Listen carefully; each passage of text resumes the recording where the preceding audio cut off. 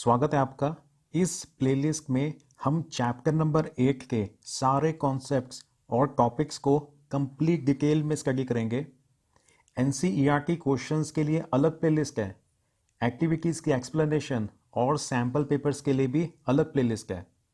तो पिछली वीडियो में हमने जहाँ तक कवर कर लिया था, अब उसके आगे कंटिन्यू करते हैं। नेक्स्ट क्वेश्चन है, डिफाइन एक्सेलरेशन। एक्सेलरेशन का मतलब होता है स्पीड का इंक्रीज होना या फिर वेलोसिटी का इंक्रीज होना, और एक्सेलरेशन की वैल्यू हमें ये बताती है कि स्पीड कितनी ज़्यादा तेज़ी से इंक्रीज हो रही है। अगर एक्सेलरेशन की वैल्यू कम है, इसका मतलब है स्पीड इंक्रीज तो हो रही है पर थोड़ी थोड़ी इंक्रीज हो रही है। लेकिन अगर एक्सेलरेशन की वैल्यू ज़्यादा है, इसका मतलब है कि स्पीड बहुत ज़्यादा तेज़ी से इंक्रीज हो रही है। तो एक्सेलरेशन को अगर आपने डिफाइन करना हो तो एक्सेलरेशन की डेफिनेशन आप ऐसे लिखोगे, the rate of change of velocity is called acceleration. The rate of change of velocity is called acceleration. मतलब वेलोसिटी कितनी ज़्यादा तेज़ी से चेंज हो रही है उसे बोला जाता है एक्सेलरेशन। एक्सेलरेशन का फॉर्मूला होता है change in velocity upon time. ये जो डेफिनेशन में लिखा हुआ था ना, रेट ऑफ, इसका मतलब है divided by time. Change in velocity या चेंज ऑफ वेलोसिटी वो आपने न्यूमरेटर में लिखना है। टाइम के साथ साथ वेलोसिटी कितनी ज़्यादा स्पीड पर चेंज हो रही है उसी को ही एक्सेलरेशन बोला जाता है। अब देखो, न्यूमरेटर में ये लिखा हुआ है ना, चेंज इन वेलोसिटी। कभी भी अगर आपने चेंज निकालना हो तो उसका फॉर्मूला होता है final value minus initial value. अगर हमने वेलोसिटी में चेंज निकालना है तो उसका फॉर्मूला होगा final velocity minus initial velocity. Final value में से इनिशियल वैल्यू को सबट्रैक्ट करने से ही चेंज निकल आता है। अगर आपने चेंज इन टेम्परेचर फाइंड करना है तो उसका फॉर्मूला होगा final temperature minus initial temperature. अगर आपने चेंज इन वॉल्यूम फाइंड करना है तो उसका फॉर्मूला होगा final volume minus initial volume. कभी भी अगर आपने चेंज फाइंड करना हो ना तो उसके लिए हमेशा आपने यही करना होता है, फाइनल वैल्यू में से इनिशियल वैल्यू को सबट्रैक्ट करना होता है। अब यहां पे इस क्वेश्चन में क्योंकि हमने चेंज इन वेलोसिटी फाइंड करना है, तभी नेक्स्ट स्टेप में हमने लिखा है final velocity minus initial velocity. Denominator में टाइम है, वो डिनोमिनेटर में टाइम एज इट इज ही रहेगा। अब ये जो इनिशियल वेलोसिटी है ना, इनिशियल वेलोसिटी को u से रिप्रेजेंट करते हैं। इनिशियल वेलोसिटी का मतलब होता है कि शुरुआत में ऑब्जेक्ट कितनी ज़्यादा स्पीड पर ट्रैवल कर रहा था या कितनी ज़्यादा वेलोसिटी पर मूव कर रहा था।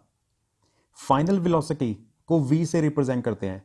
फाइनल वेलोसिटी का मतलब होता है कि स्पीड इंक्रीज करने के बाद जो ऑब्जेक्ट है अब वो कितनी वेलोसिटी पे मूव कर रहा है। पहले कितनी वेलोसिटी पे मूव कर रहा था उसे बोलते हैं इनिशियल वेलोसिटी, और स्पीड इंक्रीज होने के बाद कितनी वेलोसिटी पे मूव कर रहा है उसे बोलते हैं फाइनल वेलोसिटी। फाइनल वेलोसिटी को v से रिप्रेजेंट किया जाता है और इनिशियल वेलोसिटी को हमेशा आपने u से रिप्रेजेंट करना है। टाइम को हम t से रिप्रेजेंट करते हैं, एक्सेलरेशन को a से रिप्रेजेंट करते हैं। तो ये फॉर्मूला बन जाता है acceleration a is equal to v minus u upon t. Final velocity में से इनिशियल वेलोसिटी को सबट्रैक्ट करके अगर आप टाइम से डिवाइड कर दो तो ऐसा करने से आप एक्सेलरेशन की वैल्यू फाइंड कर सकते हो। एक्सेलरेशन का मतलब होता है स्पीड का इंक्रीज होना, और एक्सेलरेशन की जो वैल्यू होती है वो हमें ये बताती है कि स्पीड कितनी ज़्यादा तेज़ी से इंक्रीज हो रही है।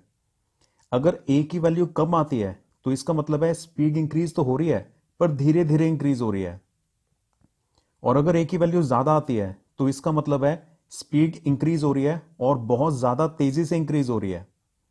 और ये फॉर्मूला है v minus u upon T, ये आपको बहुत अच्छे से याद होना चाहिए, और इस फॉर्मूले को हम बहुत ज़्यादा बार यूज़ करेंगे न्यूमेरिकल्स को सॉल्व करने के लिए। नेक्स्ट क्वेश्चन है, व्हाट इज रिटार्डेशन। देखो, एक्सेलरेशन का मतलब होता है स्पीड का इंक्रीज होना, वहीं रिटार्डेशन का मतलब होता है स्पीड का डिक्रीज होना। अगर कोई कार है, उसकी स्पीड इंक्रीज हो रही है तो आप बोलोगे कार इज अंडर एक्सेलरेशन, मतलब कार की स्पीड इंक्रीज हो रही है। और अगर ब्रेक्स लगाने की वजह से कार की स्पीड डिक्रीज हो रही है तो आप बोलोगे कार इज अंडर रिटार्डेशन, मतलब कार की स्पीड डिक्रीज हो रही है। फॉर्मूला दोनों का ही सेम होता है। एक्सलरेशन का भी फॉर्मूला यही है, v minus u upon t. Retardation का फॉर्मूला भी यही है, v minus u upon T. Acceleration को भी a से ही रिप्रेजेंट करते हैं और रिटार्डेशन को भी a से ही रिप्रेजेंट करते हैं। बस फर्क सिर्फ ये होता है, जब आप एक्सलरेशन की वैल्यू फाइंड करोगे ना तो a की वैल्यू पॉजिटिव आएगी, और किसी क्वेश्चन में अगर ब्रेक्स लगाने की वजह से स्पीड डिक्रीज हो रही है, मतलब रिटार्डेशन हो रहा है, तो उस क्वेश्चन में जब आप a की वैल्यू निकालोगे तो वो नेगेटिव आएगी। तो अगर a की वैल्यू पॉजिटिव आ रही है तो आपने समझ जाना है कि एक्सलरेशन हो रहा है, स्पीड इंक्रीज हो रही है।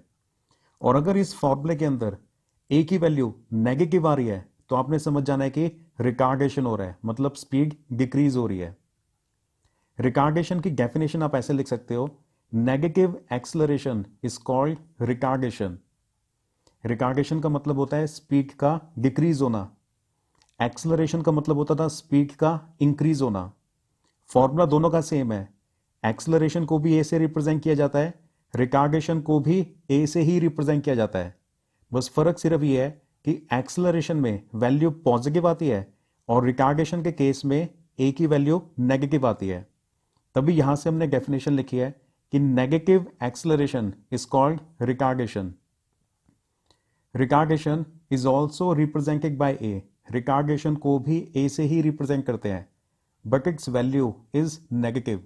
लेकिन रिटार्डेशन के केस में ए की जो वैल्यू आती है ना वो पॉजिटिव नहीं बल्कि नेगेटिव आती है। तो ए की वैल्यू अगर कम आ रही है तो इसका मतलब है कि स्पीड डिक्रीज हो रही है, पर धीरे धीरे डिक्रीज हो रही है।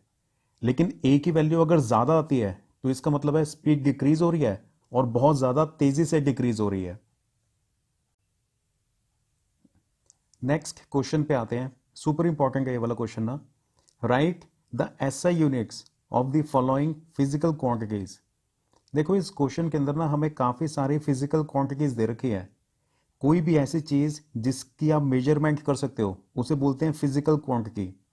जैसे डिस्टेंस को मेजर किया जा सकता है तो डिस्टेंस फिजिकल क्वांटिटी है। स्पीड मेजर की जा सकती है तो स्पीड भी फिजिकल क्वांटिटी है। Retardation, average velocity, velocity displacement, acceleration, average speed, ये वो सारी चीजें हैं जिनकी मेजरमेंट की जा सकती है। तो ये सारी फिजिकल क्वांटिटीज दे रखी है हमें, और हमने इन सारी फिजिकल क्वांटिटीज का एसआई यूनिट बताना है। एसआई का मतलब होता है सिस्टम इंटरनेशनल, और इंग्लिश में इसे बोला जाता है इंटरनेशनल सिस्टम ऑफ यूनिट्स। देखो जो साइंस है ना वो पूरे के पूरे वर्ल्ड में सेम है। तो किसी भी कंट्री के अंदर अगर आप जाओगे तो उसके अंदर, क्योंकि साइंस को पूरे वर्ल्ड में सेम कर रखा है, तो मेजरमेंट हमेशा एसआई यूनिट्स के हिसाब से ही की जाती है। जैसे जो डिस्टेंस है, डिस्टेंस का एसआई यूनिट मीटर है, तो पूरे वर्ल्ड में हमेशा डिस्टेंस को मीटर्स के अंदर ही मेजर किया जाएगा। साइंस के या फिजिक्स के जितने भी फॉर्मूलेज हैं, हर फॉर्मूले के अंदर आपने किसी की भी अगर वैल्यू पुट करनी हो ना तो एसआई यूनिट्स के अंदर ही पुट करनी होती है। मेजरमेंट किसी भी यूनिट में की जा सकती है। डिस्टेंस को आप किलोमीटर में भी मेजर कर सकते हो, मीटर्स में भी मेजर कर सकते हो, सेंटीमीटर में भी मेजर कर सकते हो, माइल्स में भी मेजर कर सकते हो।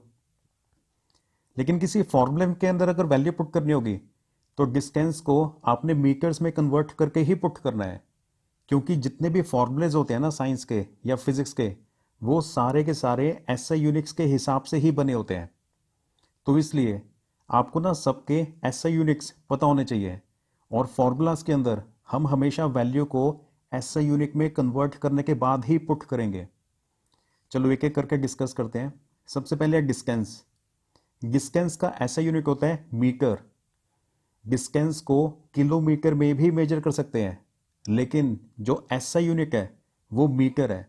तो किसी भी फॉर्मूले के अंदर, जैसे अभी हमने एक्सेलरेशन का फॉर्मूला देखा था ना, किसी भी फॉर्मूले के अंदर अगर आपने डिस्टेंस की वैल्यू पुट करनी है तो वो आपने मीटर्स में पुट करनी है।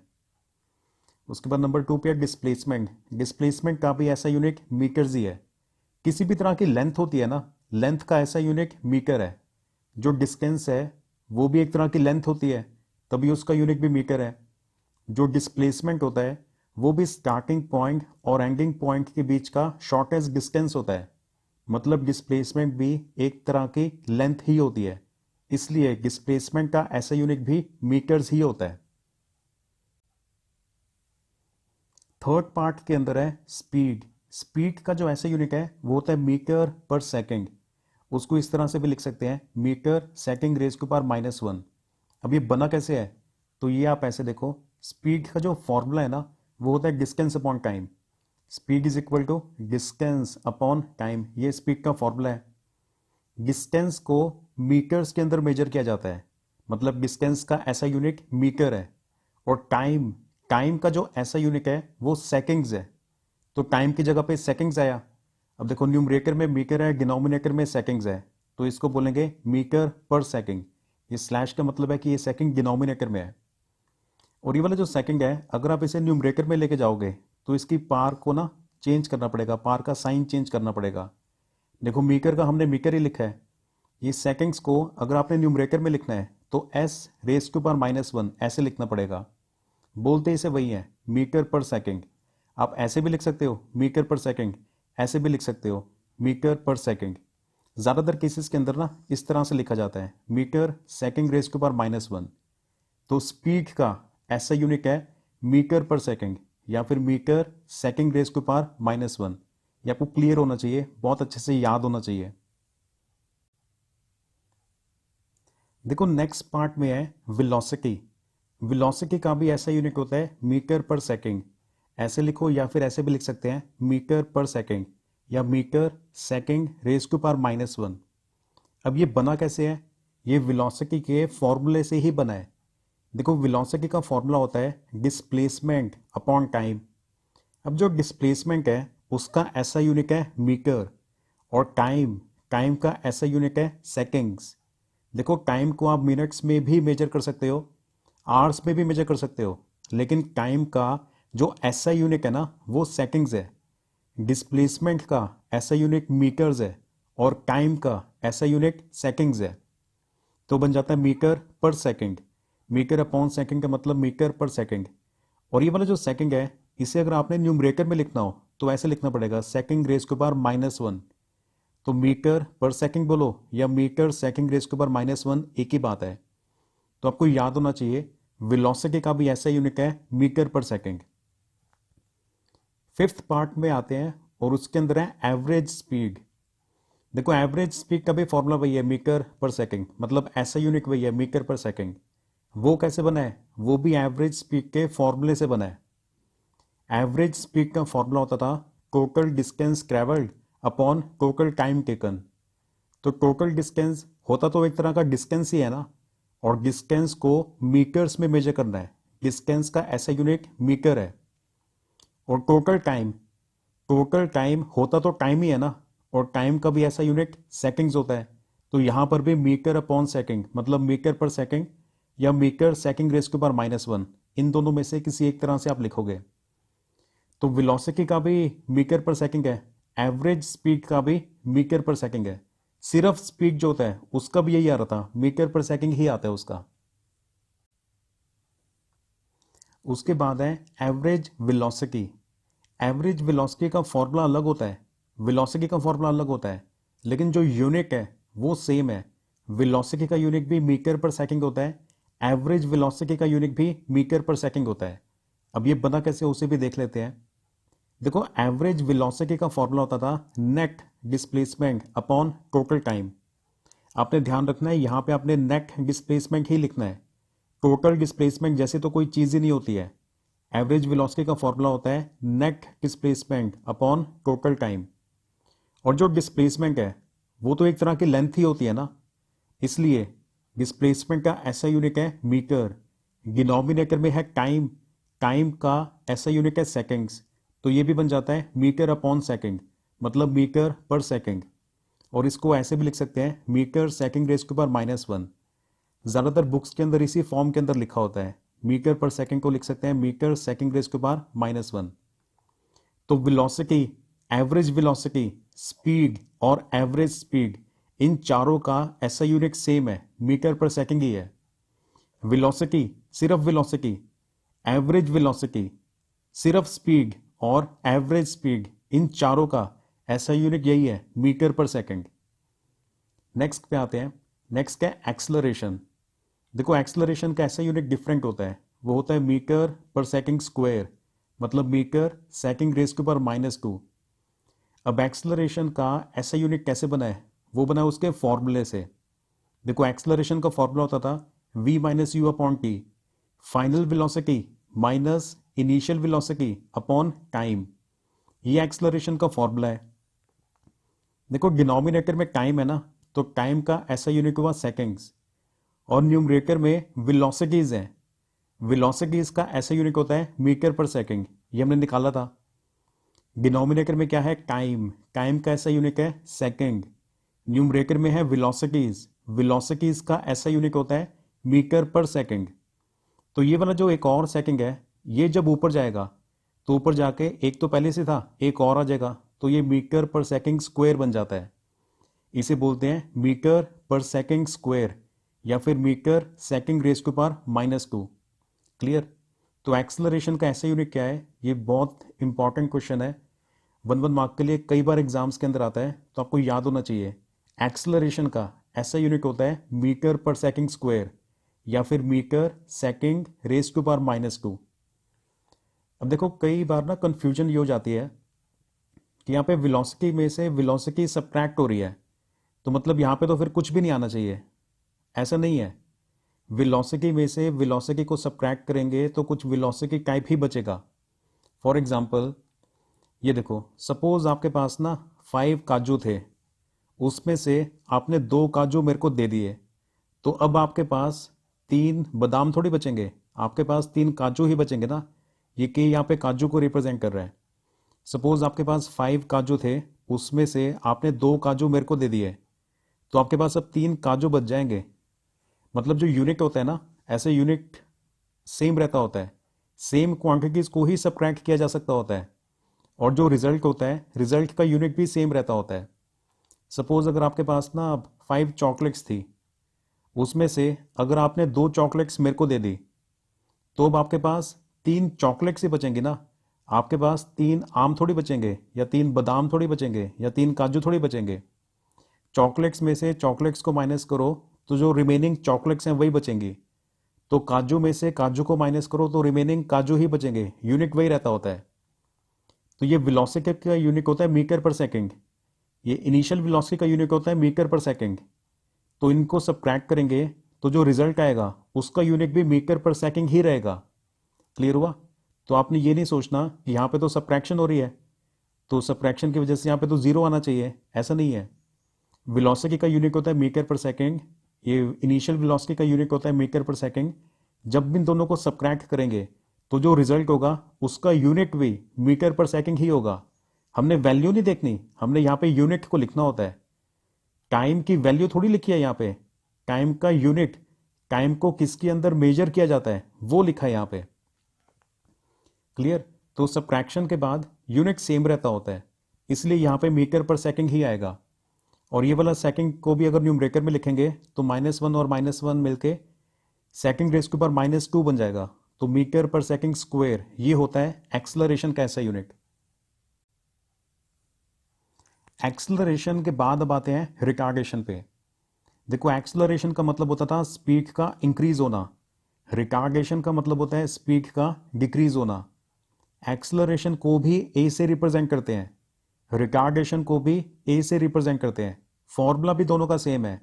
एक्सलरेशन का फॉर्मूला होता है v minus u upon t, retardation का फॉर्मूला भी वही है, a is equal to v minus u upon t. ऐसा यूनिट्स भी सेम है, जैसे एक्सलरेशन का बना था ना, रिटार्डेशन का भी एग्जैक्टली वैसे ही बनता है। एक्सलरेशन का ऐसा यूनिट है metre per second square, retardation का भी वही है मीटर पर सेकंड स्क्वायर, या फिर metre second raise to power -2। तो यूनिट सेम होता है, बस एक्सलरेशन में ए की वैल्यू पॉजिटिव आती है, रिटार्डेशन के अंदर ए की वैल्यू नेगेटिव आती है। नेक्स्ट क्वेश्चन पे आते हैं। A car has an acceleration of 2 metre per second square, what is the meaning of this statement. Super important question है ये भी ना। एक ना कार है और उस कार का acceleration 2 metre per second square है, मतलब मैग्नीट्यूड 2 है और आगे यूनिट है metre per second square. Acceleration का यूनिट तो हमेशा ही यही होता है, मीटर पर सेकंड स्क्वायर। तो ए की वैल्यू 2 है, तो अब हमसे पूछा जा रहा है कि इस बात का मतलब क्या है। ये जो फर्स्ट लाइन में स्टेटमेंट लिखी हुई है, इस स्टेटमेंट का मतलब क्या है। देखो, अगर एक्सेलरेशन की वैल्यू 2 है ना, तो इसका मतलब हर एक सेकंड के अंदर स्पीड या वेलोसिटी 2 से इंक्रीज हो जाएगी।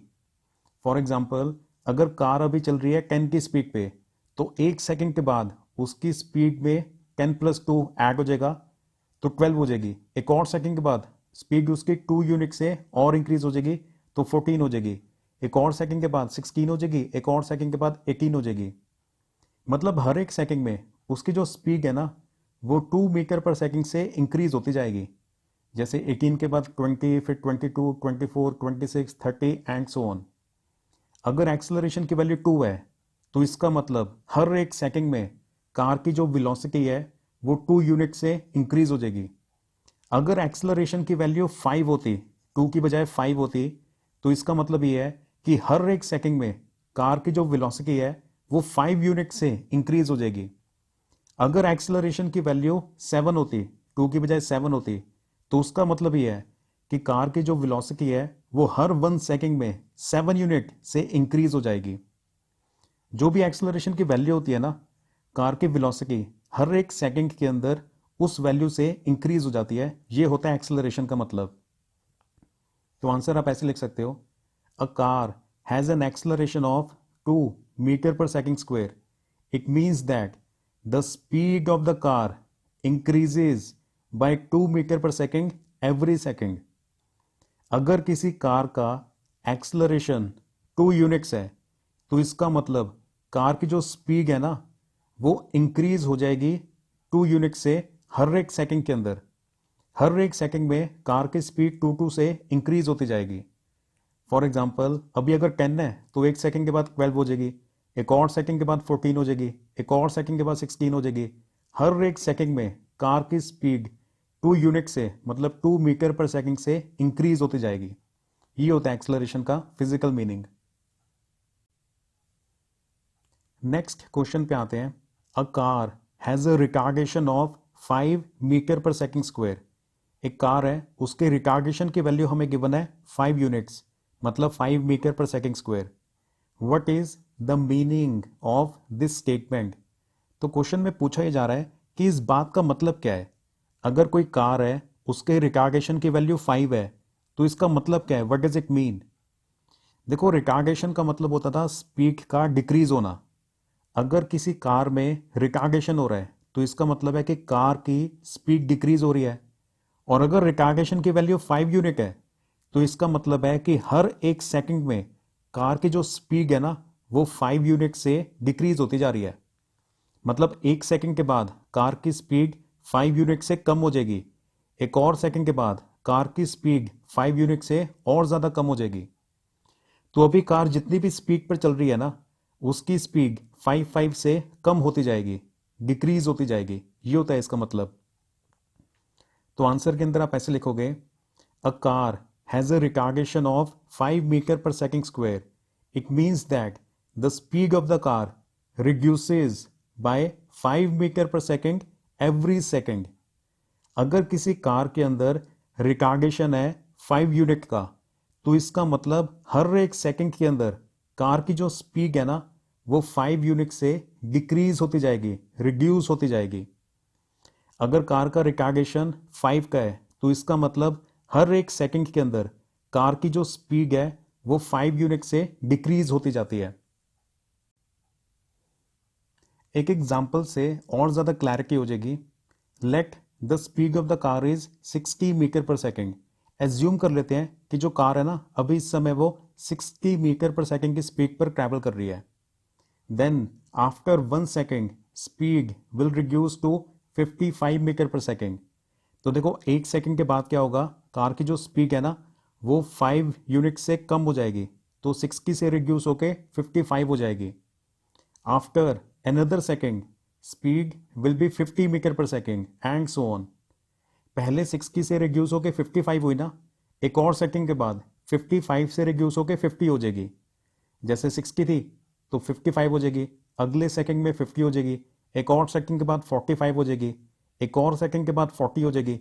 तो इस तरह से 5 यूनिट से वो डिक्रीज होती जाएगी। तो अगर रिटार्डेशन 5 यूनिट है तो इसका मतलब हर एक सेकंड के अंदर कार की जो स्पीड है वो 5 मीटर पर सेकंड से डिक्रीज होने वाली है। एक्सलरेशन होता तो 5 यूनिट से इंक्रीज होती, रिटार्डेशन है तो 5 यूनिट से डिक्रीज होगी। शेर की तरह पूरी ताकत से तैयारी करनी है एग्जाम की। See you in the next video, all the best.